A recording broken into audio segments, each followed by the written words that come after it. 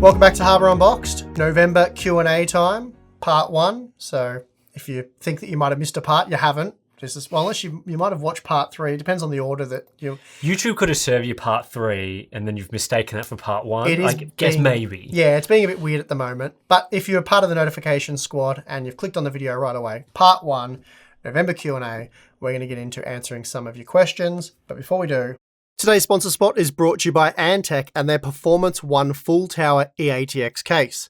Designed to support the latest RTX 40 series graphics cards up to 400mm long, the P1 is big on the inside with loads of options for top and front mounted radiators, including the ability to support dual 360mm radiators simultaneously. The P1 comes with 4 pre-installed Storm T3 PWM fans, with the ability to expand fan support to an additional 6. It includes a temperature display, dual 4mm tempered glass side panels, cable management covers complete with Velcro straps for quick and easy cable management, and now also comes in a very clean white version. Exclusive to Amazon US, there are some excellent Black Friday discounts of up to 20% between the 20th and 24th of November. So for more information, please check the links in the video description. Alrighty, Tim. Has competition from AMD forced Nvidia into making the Super Series, or is Nvidia thinking of it more as a marketing stunt? Probably more B, but I'd like to think a little bit A. I think the types of super products that they're thinking of making being more towards the higher end of the line, so 4080 Super, 4070 Ti Super, 4070 Super. Those are sort of the cards that were released earlier, and AMD, I think, for all of those cards, released their products second. So they've sort of had, AMD's had the chance to respond. Products like the 7800 XT, came out with a fairly competitive price point. The 7900 XT as well has sort of dropped in price from $900 it launched at and was, destroyed by you in your review. It sits more like $750, $770 US at the moment. So it seems like part of it is a response to AMD. They've sort of got another chance to, take the sort of response to the response and go, well, maybe people weren't super happy with that $800 card with 12 gig of VRAM, so we'll fix that up a little bit for you. And the 4080, maybe that's not selling as well as we would have hoped for compared to, the AMD equivalent product. So they've got a chance to respond. The fact that they're not producing cards more on the lower tier maybe hints towards that, but I mean, what's Nvidia's sales like? Like, what sort of percentage would they get these days? Like 70%, 80%? Yeah. Yeah. Well, in my opinion, it's probably a little bit because, there is some sort of competition from AMD. However much there is from the Radeon division's hard to say. But look, a little bit of competition from AMD, but I think it's mostly more towards, as you've sort of coined it, a marketing stunt, which it's essentially a refresh. It's to renew interest in the 40 series, boost up sales of parts that they want to boost sales for. That's essentially it. So people get a little bit more bang for their buck, hopefully, and that'll, people have been sitting there going, I want to buy a 4080, or maybe I'm planning to buy a 4080. This will convince them to buy a 4080, or at least that's the marketing plan, the grand scheme. Yeah, I would have thought so. I mean, like, even if the cards aren't super exciting, like they're only offering exciting. At a guess, like 5 or 10% more performance. I don't know what the actual figures will end up being, but if that causes a small uptick in sales, like if sales have plateaued or have been trending downwards for a while on a product like a 4080, which, I mean, it's been out for a while now. I'm sure that most people that were interested in that card have now bought one. Pricing has been pretty much steady for a number of months now. They're hoping for that little uptick because, especially with what the rumors are suggesting, it's pretty much the same sort of silicon that we're looking at, especially on like it'd be very minor. A 4080 Super type of product. So if they can encourage, 20% more sales, get the marketing push and get people, here's a new GPU. This is the GPU you should be excited about.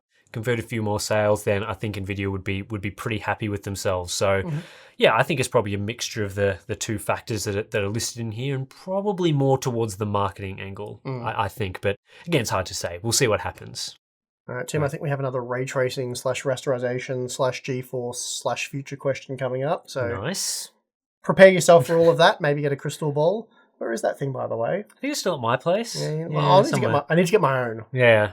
I'll see if I can get a plastic one so it's a bit lighter. Your genuine article weighs a ton. Yeah, it's pretty heavy, yeah. Fire out of a cannon. Anyway, moving along. Going into the future, do you think we will see meaningful Raster performance uplift with RTX 5000/RDNA 4/5? Or do you think Nvidia/AMD are going to put a lot more focus on RT as the main rendering technique? Did you get all of that? Yes. Good. So, yeah, like we sort of flagged in another question, which may be in some other part of this series, it's difficult with the GPU architectures to just focus necessarily on one aspect over the other aspect. It really depends on, can they beef up the ray tracing cores and neglect the rasterization cores or rasterization parts of the core.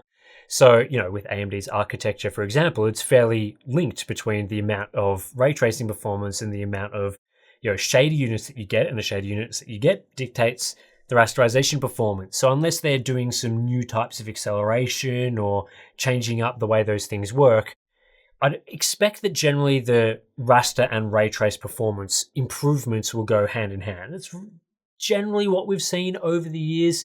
It has changed a little bit with some enhancements that we've seen, especially on the Nvidia side, but generally more raster equals more ray tracing. So I would expect that to continue. I think that it would be great to get a bit more ray tracing performance, narrow the gap a bit so there's not as much of a, should I turn ray tracing on? Should I leave it off? The performance gap's really big. If they can narrow that gap, I think a lot more people will want to use ray tracing.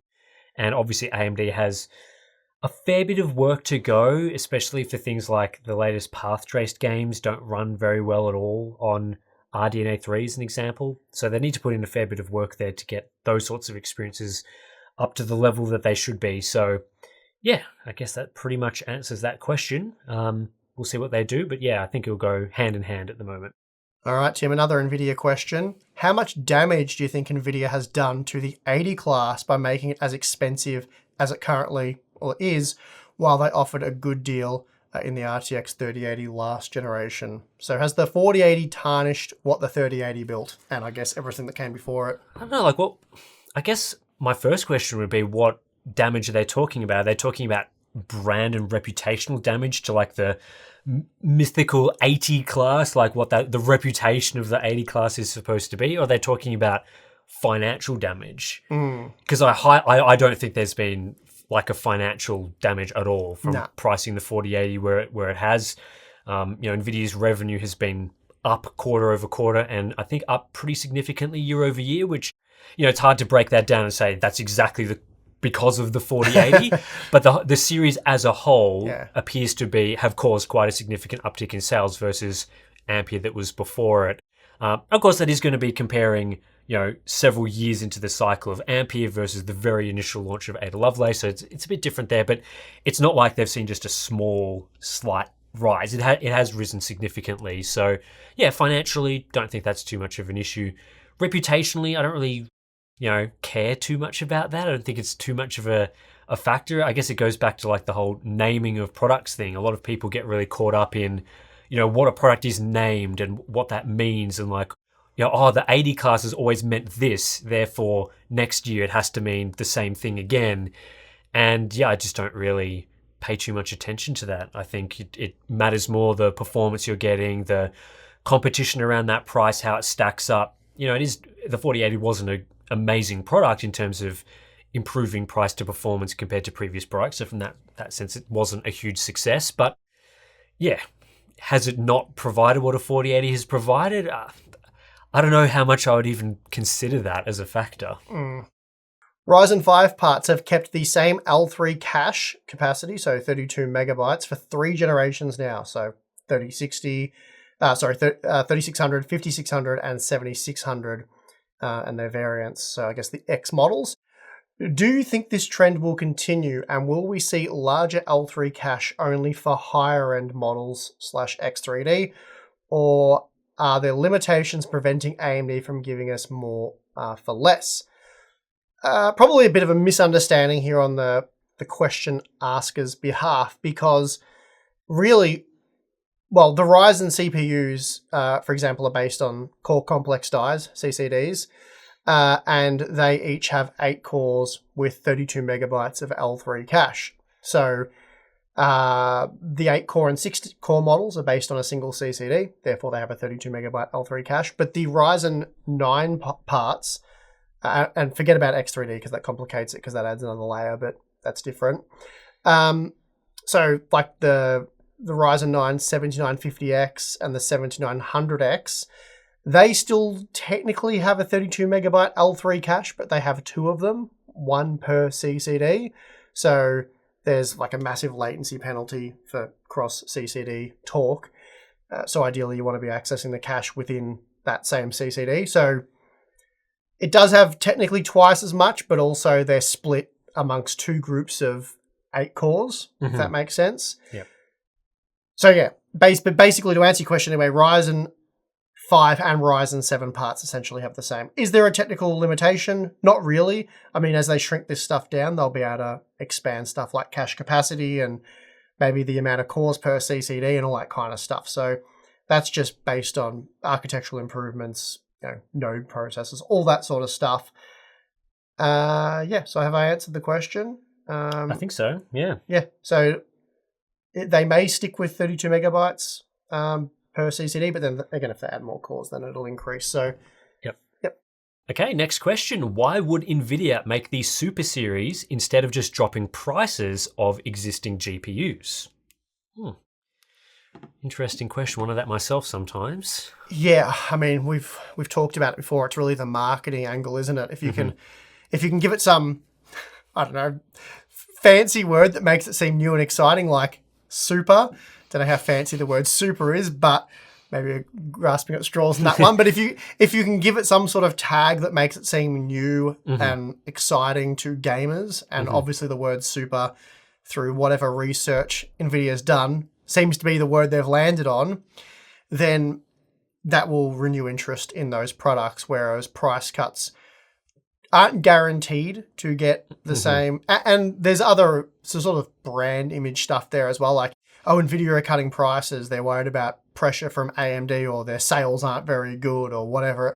There's always sort of a negative aspect to doing that. It's like it's kind of failed if they cut the price. Yeah, whereas they get to make pricing adjustments and justify, well, they could if they wanted to. I don't know if they're going to, so don't quote me on that. But it affords them the ability to make pricing adjustments through the justification of a new product that comes in at existing price points, which is what they did with the original Super Series, right? Like the 2070 Super came in and filled the same $500 price point as the 2070. That's right, and they just discontinued the 2070. Fire sale that or whatever they ended up doing. I don't remember exactly how that one was phased out, but something along those lines. So really, that's why they've done that. They're trying to, because the 4080's been an interesting card. I can speak to the Australian market because I did a lot of research and talking with people here, but when that card launched in Australia, pricing was pretty absurd. So it is $1,200 US is the MSRP, but for whatever reason, most models were around 2,400, 2,500 Australian dollars. And at those prices, they sat on retailers' shelves or in retailer warehouses, and then they weren't ordering many, so then they had a backlog at distributors, and distributors wanted to move that because distributors don't want to be like warehouse storage. They want to move things on. So I think it was around July, they discounted them in Australia, to about $1,700. And I've heard quite reliably from a number of sources that they started moving quite well then. They're actually selling very well. Because although 1,700 Australian dollars, that probably works out to be roughly the currency conversion that you'd get from $1,200 at the time, including taxes and whatnot and shipping and all that kind of stuff. It's probably around the mark, especially because they've dropped a little bit to like $1,100 in the US. It's probably so it was more in line with the US MSRP. And at that point, they did sell very well in Australia, I was told. But they've since crept back up towards $2,000 plus, and sales have slowed to nothing.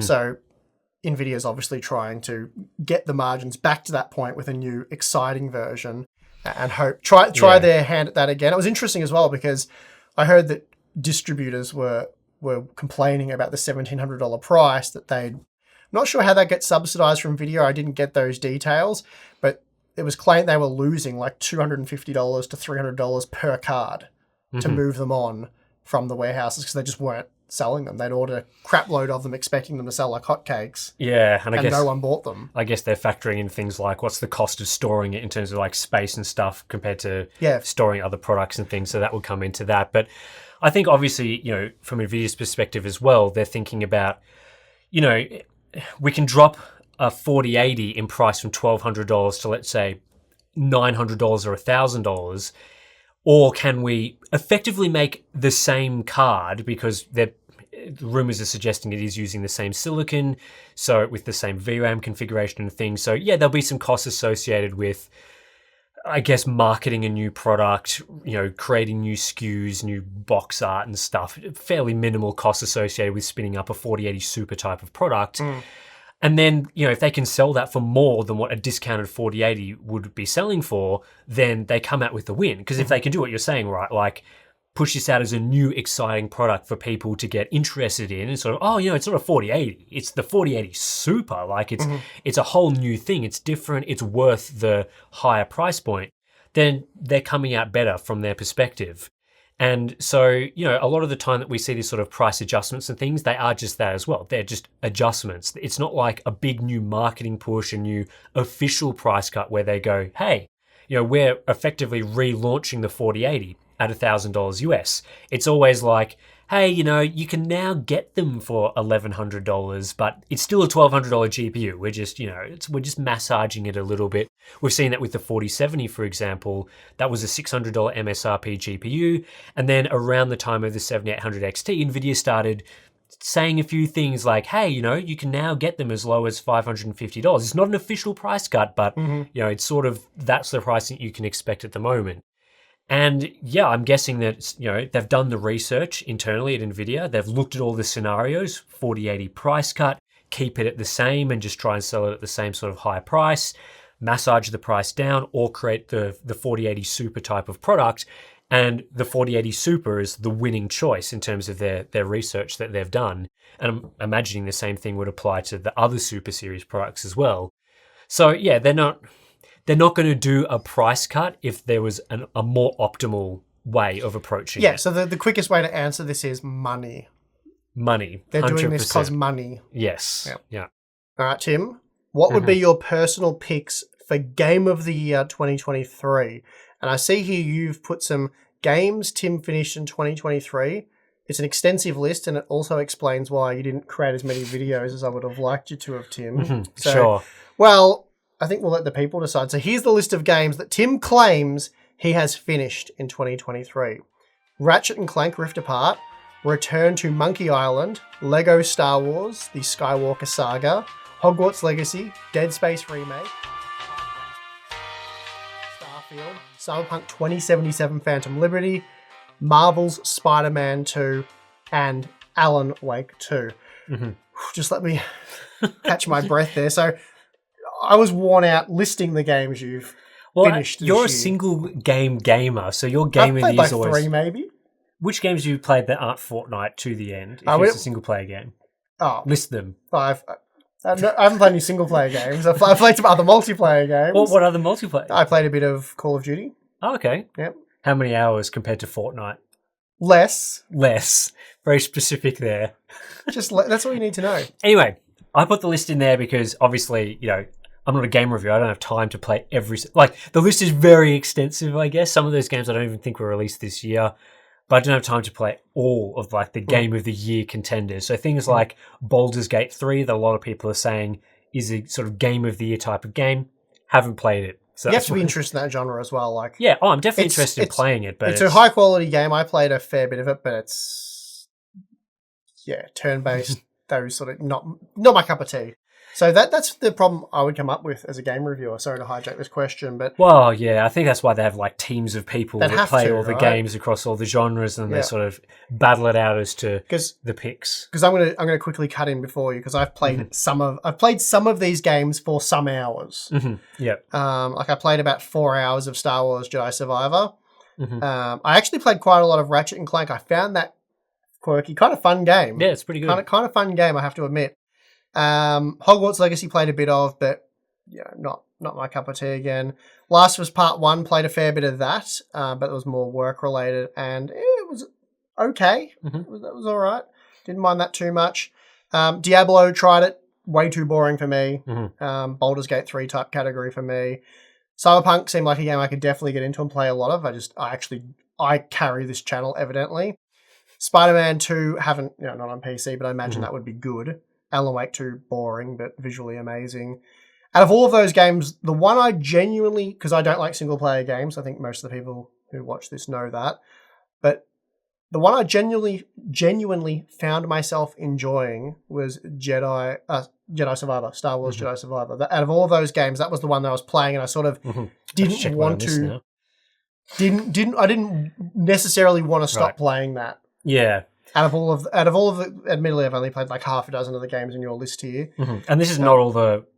There's obviously a lot more major games that came out. Sure.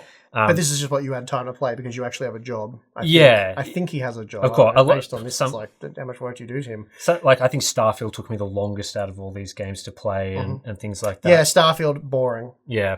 So, sorry. Of the games on this list that I've played that I would consider the games that I thought was the best of the year, I think Alan Wake 2 is the best game that I've played this year. Very unique, interesting game. I think it won't be for everyone, but I really enjoy playing it. There's a lot of very cool stuff going on in that game. Not so much the visuals are impressive, but more the gameplay I enjoyed. And I think I'll probably talk more about that on like the next podcast episode. Can't wait. I'll be there for that. Actually, I'm going away for 2 weeks, so do it then.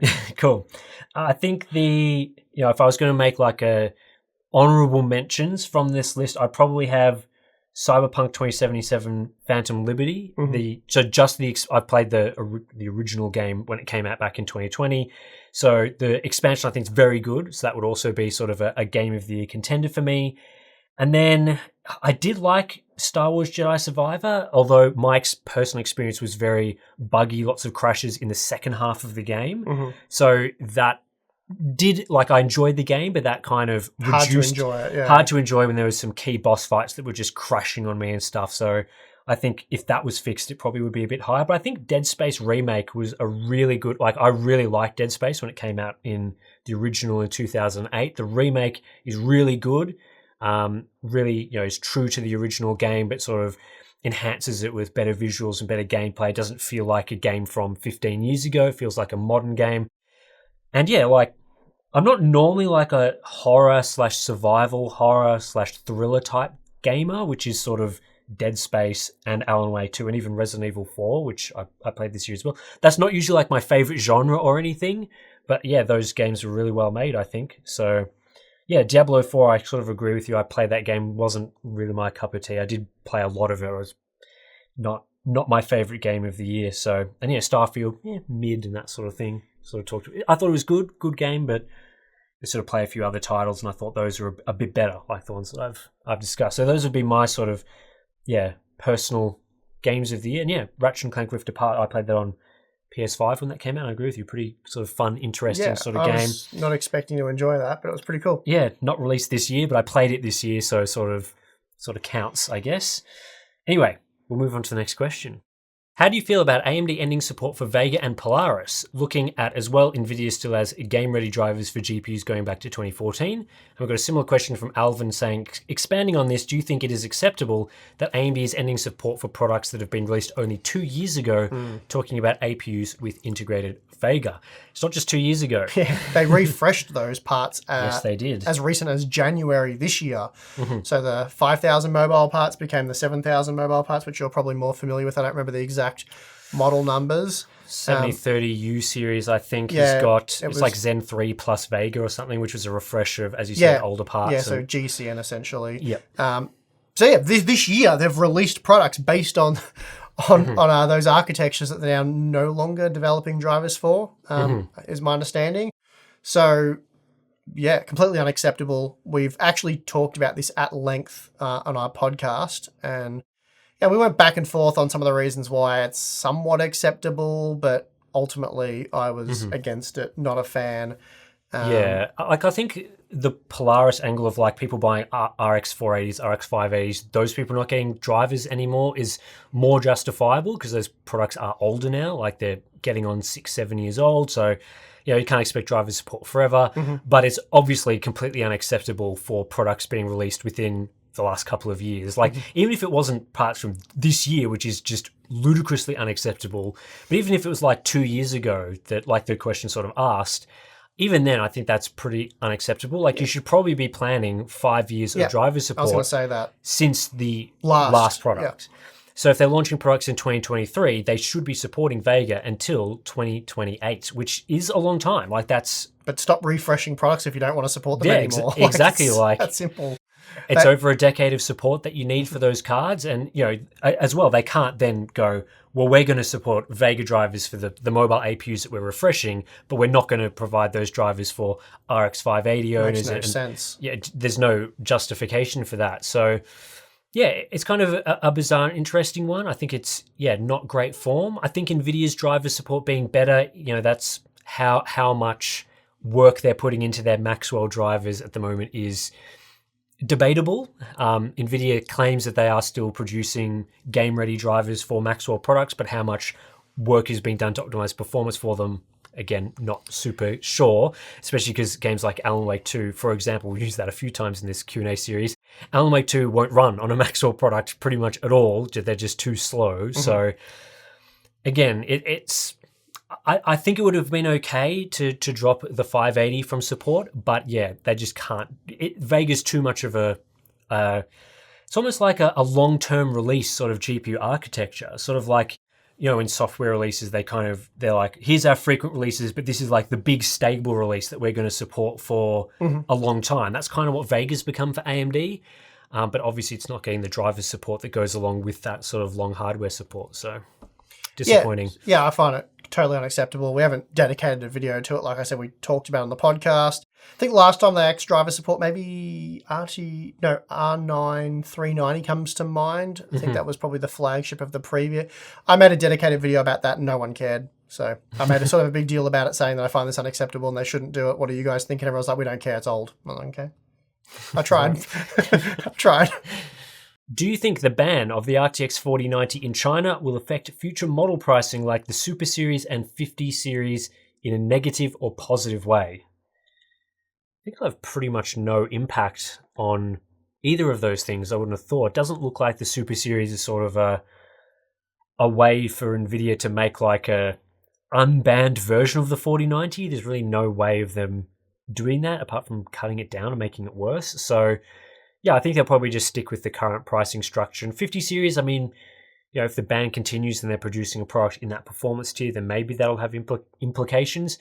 But a lot of the reason why 4090s have increased in price so suddenly and why they're so unavailable at the moment is because they're trying to rush them all into China before the ban takes place. So they want to satisfy all the demand in that region for as many months as they can post the ban. So they're just like, hey, everyone, that's what we're doing now.